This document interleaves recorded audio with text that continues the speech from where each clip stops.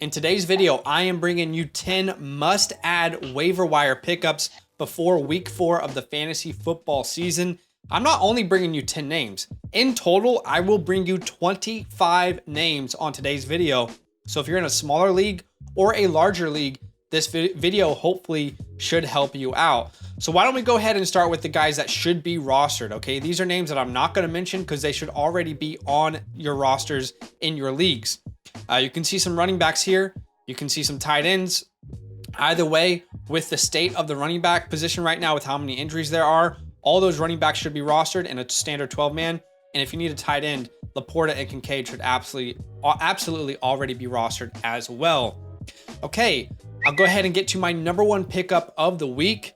This is another guy I'm honestly a little bit confused about how available he is right now. I thought he would be rostered in almost every league because of how exciting he was out of college.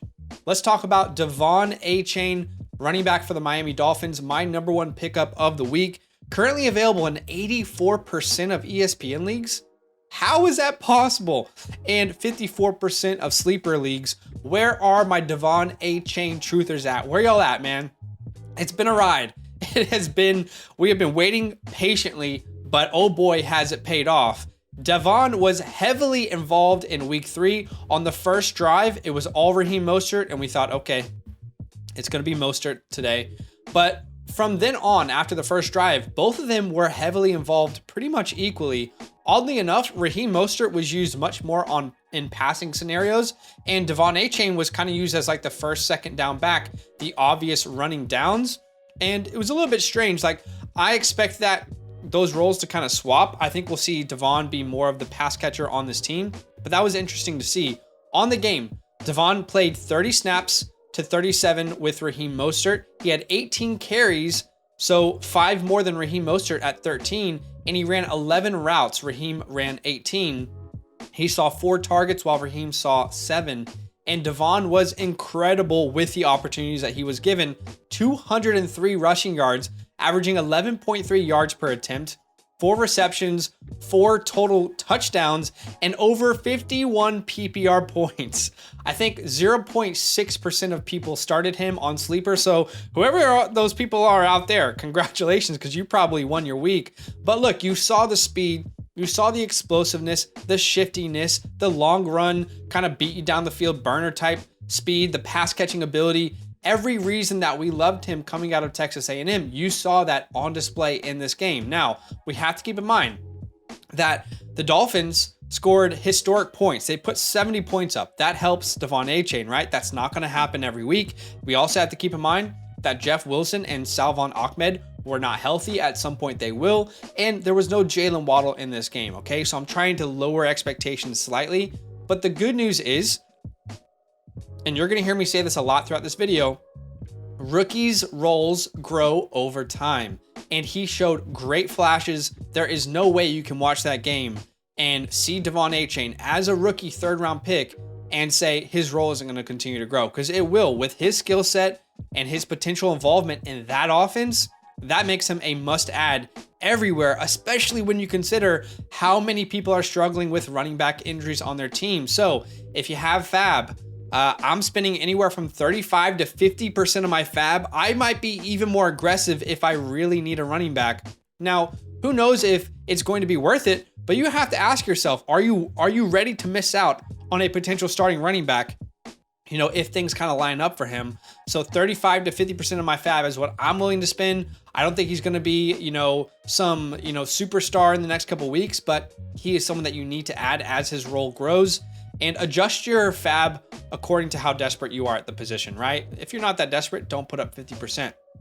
Okay, the second player I wanted to tell you guys about today, which, man, I was so excited. We were talking about this guy throughout the entire week before the week 3 games.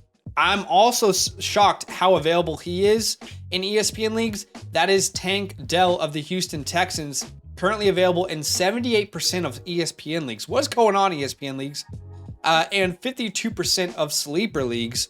He should have been drafted, honestly. Like in a standard 12-man league, he was drafted in every league that I was in. But if he's available, go out and get Tank Dell, because the Tank Dell takeover, I think it's here. In week 3 versus the Jags, no Texans wide receiver was targeted on a higher percentage of their snaps and of their routes run than Tank Dell. Let's look at snaps first.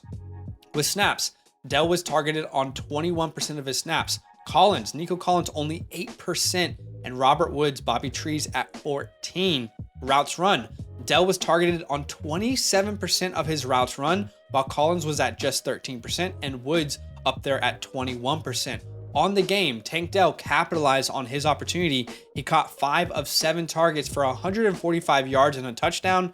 Keep in mind, this isn't some fluke game. We already saw him heavily involved last week after Noah Brown went on the IR. Last week, he caught 7 of 10 targets for 72 yards and a touchdown. We heard about the Tank Dell and CJ Stroud connection all offseason. We are finally seeing it flourish. Not even finally, like we're already seeing it flourish so early into the year. And as we know, I'm going to say this a lot on today's video, rookies' roles grow over time. And the Texans are a fantasy factory right now. They really are. Bad offense, well, at least below average, which means that you're going to have to throw the ball a lot. CJ Stroud is an accurate quarterback, and he's moving the ball down the field. It's just kind of everything is clicking together for fantasy goodness here. If you need a wide receiver or a flex, I'm willing to go hard on Tank Dell. Like, I'm happy to hold my hands up and say I'm wrong if I am, but I'm willing to go pretty hard on Tank Dell. I'll put up 35 to 50% of my fab just like Devon A-Chain. I think this is the truth, not the exception with Tank Dell. All right, my number 3 pickup of the week. I'll get to that in 1 second. Hopefully you guys are enjoying this video. The last time I did this video was in week 1 when I told you guys to go blow it all, on Puka Nacua and Kyron Williams. Over 1,000 likes, over 60,000 views. Thank you for the love on that, guys. Go ahead and do me a favor on today's video, smash that like button just to show some support. My number 3 pickup, again, these top 3 pickups, I'm so confused why they aren't rostered, but let's talk about Marvin Mims, the wide receiver for the Denver Broncos, currently available in 91% of ESPN leagues and 73% of sleeper leagues. This guy is available in a lot of formats. Again, not sure why, but he is. His role is growing. Again, say it with me, guys. Let's say it all together. Rookies' roles grow over time. In week 2, he ran 6 routes and he had 2 targets. He caught the long bomb touchdown. A lot of people were saying it was a fluke. In my opinion, I'm like, the guy only played like 16 snaps. He's a rookie. His role is going to grow. Why wouldn't we be adding him right now, right? Then in week 3, 11 routes run, 5 targets, almost doubles the amount of routes run and more than doubles the amount of targets that he sees. And then on the game versus the Dolphins, 3 catches on 5 targets for 73 yards. Then he had the kick return that went for a touchdown. He finished with 16.6 PPR points. Look, to me, this is a no-brainer to pick him up. Think about this. The Broncos are 0-3 right now. Nothing about this team looks exciting and nothing is really working well except for the wide receiver room, okay? And Marvin Mims, as a rookie, should continually grow into a bigger and bigger role as the weeks go on. He's one of the few bright spots on the team. If you need a potential flex in future weeks, Mims is a great pickup in a 12-man format. Now, I'm not going to blow anywhere near 50% of my fab for Marvin Mims, but I'll go 15 to 20%. Again, I really do think the belle of the ball this week is Tank Dell and Devon A-Chain. Okay, I'm going to get to my 4th priority here, but just before I do, if you guys want to support our channel and help us grow with what we do, then go ahead and sign up with our promo code LAND to the Flock Fantasy website. Over there on the website, I give you weekly rankings, over 340 players ranked every single week at every position. You can see what my rankings looked like last week. I have those up every single week. And if you choose a Mother Flocker tier, then you will get a personalized DM to us for advice. Check the pinned comment and then DM us when you sign up so we can get you all hooked up.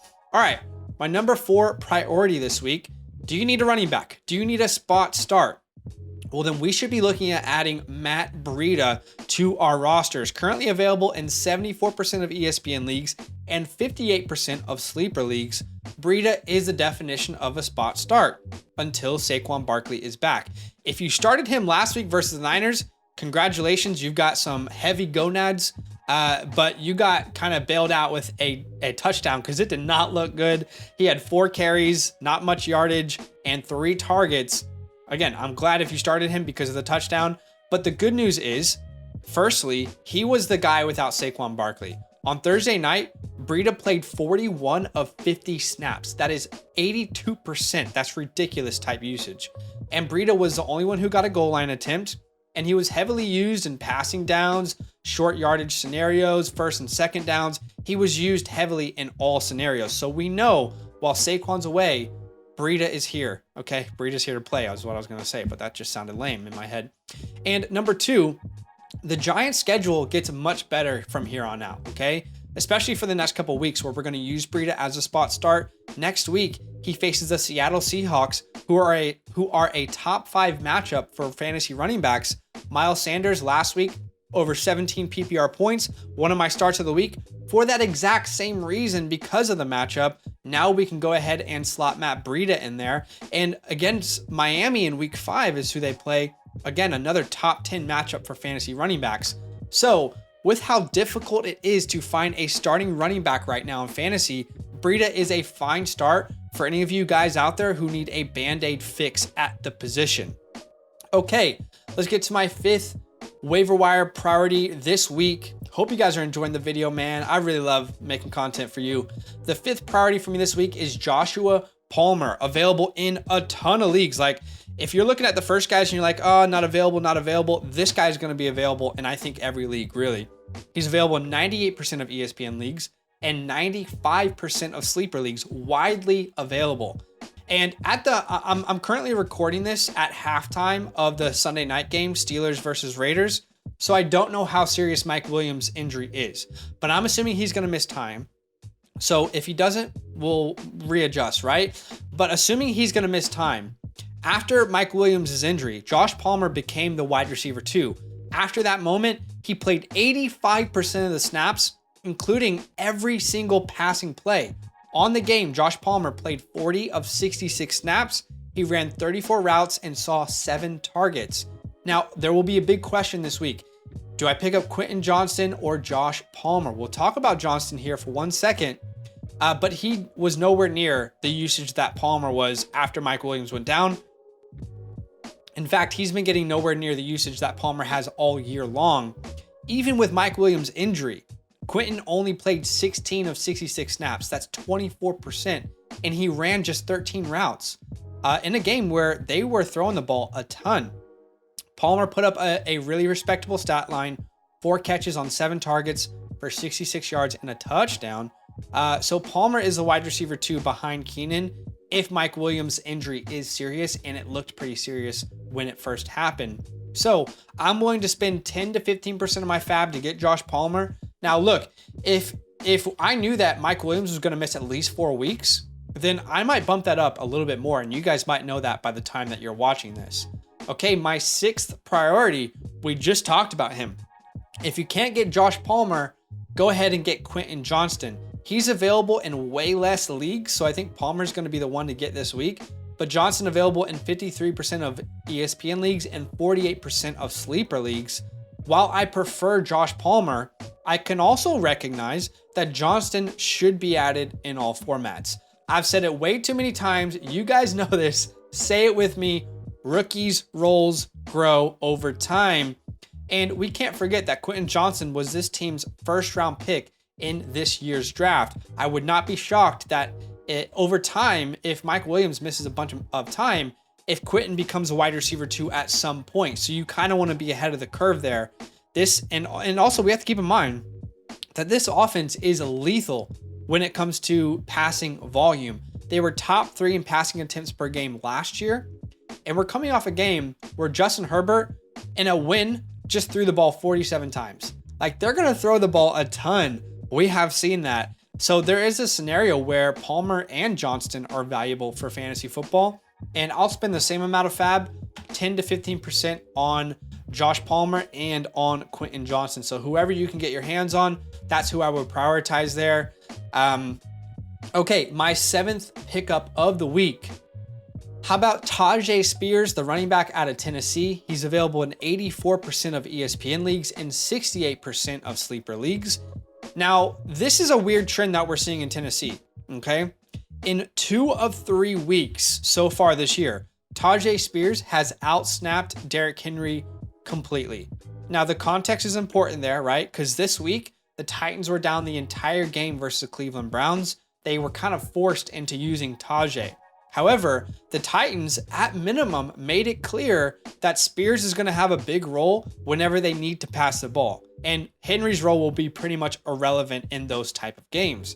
In week 3, just recently, Tajay outsnapped Derrick Henry 10 more snaps, 27-17. If we look at routes run, Tajay had 18 versus Henry's 6. Targets, Tajay had 4 and Derrick didn't have a single target. But in the carries section, we still saw Derrick Henry dominate. Regardless, Henry is a player that I brought as a sell high recently. I got a lot of hate for it. Was heavily suggesting that people go get Tony Pollard instead and a couple other options. But this is one of the reasons why, is because they drafted this guy, day 2 draft capital, young rookie that they like. They wanted him to be involved, and his role could potentially get bigger over the year. Whereas we're talking about Derrick Henry, who will be 30 years old soon, some wear and tear on the body, dealing with the toe injury. I just feel like there's a potential chance here that we could see Derrick Henry fall out of like this top 5 superstar status this year. And Tajay Spears is one of those reasons why, okay? Talented player, good role. It will get bigger and bigger over the year. So look, is Tajay Spears someone you can start right here, right now, today? No. If you need a starter this week, it's Matt Breida. But is he a great handcuff with the potential for a bigger role? Absolutely. That's what we're looking at here. We're trying to be ahead of the game when injuries happen, right? You don't want to be the guy in your league who doesn't have any handcuffs and then injuries happen and you're trying to kind of scrape through the waiver wire. You want to be ahead of the game, right? Which is why we told people to roster the likes of Jerome Ford this year. So I would spend anywhere for about 5 to 10% of my fab on him. Okay, my 8th pickup of the week. Do you need a quarterback? Are you streaming the quarterback position? Are you looking for an answer? I might have found that for you. That is CJ Stroud, currently available in almost 90% of ESPN leagues and 68% of sleeper leagues. CJ Stroud, through 3 weeks, looks like the truth. He really does. CJ has 906 passing yards in his first 3 starts. He is the 3rd player in NFL history to do so, joining Cam Newton and Justin Herbert. He now has back-to-back weeks over 24 points in a 6-point passing touchdown league. He has great chemistry with his wide receivers, mainly Tank Dell and Nico Collins, and this team is throwing the ball a ton. We just talked about it earlier with Tank Dell. This team is kind of the perfect fantasy factory. A defense that is giving up a lot of points, that's not very good, and an offense that is willing to throw the ball a ton. That's the perfect combination for your quarterback in fantasy football. His schedule does get more difficult. We have to recognize that. But if you need a streaming option, he's a fine pickup. For example, if you're someone out there who has Justin Fields, Daniel Jones, Dak Prescott, Derek Carr, Sam Howell, if you drafted Aaron Rodgers, Stroud is a great pickup. And then you can decide based on matchups who you would start moving forward. I'm willing to spend about 5 to 10% of my fab in that scenario. All right, I still have some great names for you. 9 and 10 here. At number 9, do you need a tight end? Because I'm here to potentially provide you the answer in Luke Musgrave, tight end for the Green Bay Packers, available in 87% of ESPN leagues and 75% of sleeper leagues. The tight end position can be an absolute nightmare. We all know that. Nightmare. If you know, you know. Why did I say that? But if you need a starter moving forward, Musgrave is a very, very good option. Firstly, he is heavily involved in the offense, and he's been heavily involved pretty much since week 1. His role has only gotten larger and larger. Let's look at what he did this week. He played 86% of the snaps in week 3. That's tied with Dobbs for the most. He had 43 routes run, which ties Romeo Dobbs for the most on the team. He had 8 targets, which is second on the team. And on the week, He caught 6 of 8 targets for 49 yards, and Jordan Love barely overthrew him down the middle of the seam. It would have been a touchdown. He was wide open, so it could have been an even better day. But at the time of recording this video, he's currently the tight end 8 on the week. Luke went from 75% of the snaps in week 1 to 85+% in the last 2 weeks. So if you need a starter, look no further than Luke Musgrave. I'm willing to spend anywhere from 5 to 10% of my fab. I mean, if you're desperate at tight end, you might even spend more than that. And the last pickup for today, before we get into some honorable mentions, is Jaden Reed, available in 80% of sleeper ESPN leagues and 67% of sleeper leagues. While Watson and Dobbs have been dealing with injuries, Jaden Reed has been pretty involved. Through 3 weeks, he's averaging 6.7 targets a game and 49 yards a game.